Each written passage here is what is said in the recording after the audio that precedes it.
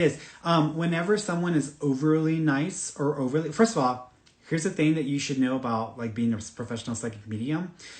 If a client approaches me and tries to act like they're my best friend, or tries to act like oh my god, I feel like I know you and we're like just gonna be the best friends or whatever, immediately my red flags show up.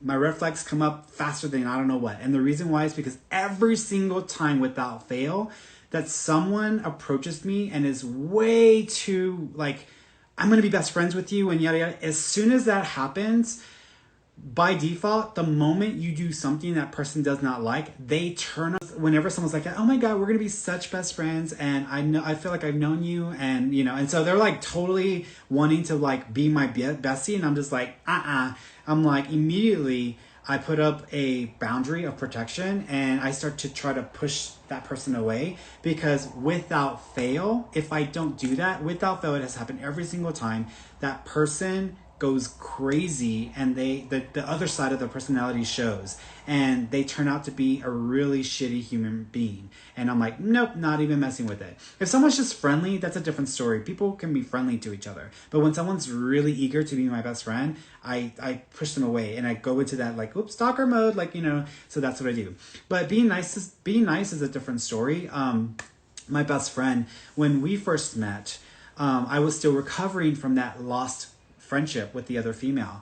And I was still heartbroken. I was still recovering myself. But it's like, I keep my circle small. And so it's not like I had another person that I could really relate to or connect to in that level. So when she came to me for a reading, I felt that energy. And so it was the weirdest thing. But I just sent her on her way like a regular client. That's what I do. I read for people, then I send them on their way. And she left. And she said when they were leaving my house, she and her husband, she turned to him and said, me and he and I, we're going to be best friends, or we're going to be really good friends. And he thought she was crazy. But my best friend's pretty psychic as well. So anyways, so that was the end of it. And then she wanted fast forward months, we hadn't talked to each other. Nothing happened after that. And then she wanted to have her house smudged. And she had reached out to me for, to see if I can come over and do a whole smudging of her home. And I was like, yeah, I'm down for that. So I went over to her home and I started smudging her home and everything, and did a Reiki session while I was there as well. I took my mobile table, did a Reiki session. And she was just really friendly, but you could tell, she's my BFF she's like, back then she was a lot more, her self-esteem wasn't settled yet. She's still figuring herself out. And so you could tell she was still unsure of herself, but at the same time, life was being good to her and she was trying to like line up with that. But she was like, hey, every year my husband and I, we put together a tent at the rodeo, and, would you like free tickets to a concert or to the, and I was like, why are you being so nice to me? I was like, what's going on? What do you want? And so after that, I was like, yeah, I'm sure if you want to give me free tickets to the rodeo, why not? And so she gave me free tickets to the rodeo and to a couple concerts, and I gave those away because I didn't really plan it. But she really wanted me to go to the tent thing that they did every year, and I was like, okay. And so I was like, yeah, I'll go. And for me, going to public spaces, going to all of these events that are like a lot of people and people that are groups and stuff, is very intimidating for me. So I wasn't prepared for that kind of interaction. But suffice it to say, I did go to the rodeo. I went to their tent. She was waiting outside the tent for me because she wanted to make sure I got there. And they're dealing with a lot of people. And so I thought that was weird. And I'm like, why is she waiting for me? Like, it's just like mixed with the other people. But I went and we chit-chatted for a little while. And after that, we just continued to talk and chat. And then we just became really good friends. It's been years now. We think it's been like 5 or 6 years now that we've been BFFs. But like, she's my best friend. And even though I don't have to talk to her every day and we don't have to do stuff on a regular basis, when we connect, it's like no time has passed. And we're like just catching up, and then we're doing stuff together. She and her husband are actually the ones that I went to Peru with. And so, but even for a while, my partner and his mom were like, why are they being so nice to you? Why are they trying to like, get in with you? I was like, they just seem like really nice people. And maybe it's time that I get comfortable with just dealing with really nice people, because I've not known people to be that generous before.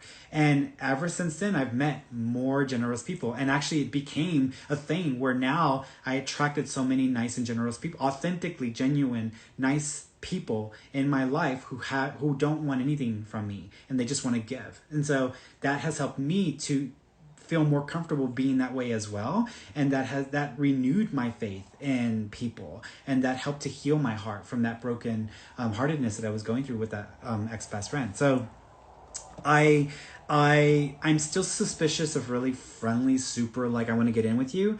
But I pay attention. And if I don't need to be, if I don't trust somebody and I know that they're going to, actually at this point, whenever I do like e-readings, or whenever I have, someone who is really reaching out to me, and they're very, very excited and it's like over the top or it's too much, I try to put some distance between me and that person. And if it's an e-reading, which I don't, just because someone books an appointment with me or someone books or buys an e-reading with me, doesn't mean that I'm going to just accept everything, because I'm picky about the energy that I engage with. And so whenever I'm reading questions in an e-reading, all of my red flags go off. I'm like, oh no, this is not someone I want to deal with or mess with. And so I will let them know, hey, I'm sorry, I don't think I'm the right person to help you with the situations or with the issues that you're dealing with. So I'm going to just go ahead and cancel out the e-reading, and I'm going to submit a refund. And then that's it. And I don't take it. And every single time I've done that now, I'm glad I do, because that person immediately wants to, like, either they become self-aware and they're like, I didn't realize that I was even coming off this way. And this, you reacting to this way, basically, Fernie, you rejecting me is making me think about myself and what am I doing? Because this is not, people don't reject me. Or, you know, I've always gotten something from psychics, and every psychic that I've gone to, they always tell me something, or they always give me something. I have never met a psychic who just is not interested in helping me and isn't even willing to try. I've never encountered that before. And I'm like, because I'm not here for the money, I'm here to help people. And if you're that person that is going to probably not take what I have to say and use it, and you're just going to twist whatever I have to say, and you're going to come for me because you're trying to elevate yourself or because you're mentally ill, I don't want to deal with it. And so I'm going to just, no, I'm sorry, but I'm not interested. And they typically, the people who are going to come for me will come for me at that point. And it doesn't take very much. Immediately they'll come for me, and they'll start trying to bash me or push me down or whatever. And it's fine. They can come for me, but I get to choose who I'm going to interact with. And if I feel someone's energy is off and they're going to be a crazy person with me, I just don't do it. And I cancel the e-reading, and then I say, sorry, here you go. Here's your refund. I don't think I'm the right fit for you. I don't feel, now if I wanted to say, before I was going to say, you know, I feel guided. I feel guided in telling you that I am not the person to help you. But then that will make them feel like I'm saying the universe is rejecting them. So when I just say, I don't feel I'm the best fit, and I think that I'm not going to be able to help you with your issues or with the situation, so I'm just going to go ahead and cancel this out and then, you know, refund the money. That just lightens the load a little bit, but they still come for me because they don't like that. They don't like the rejection. But I'm like, I'm not mixing myself with people that I know are going to be crazy on me.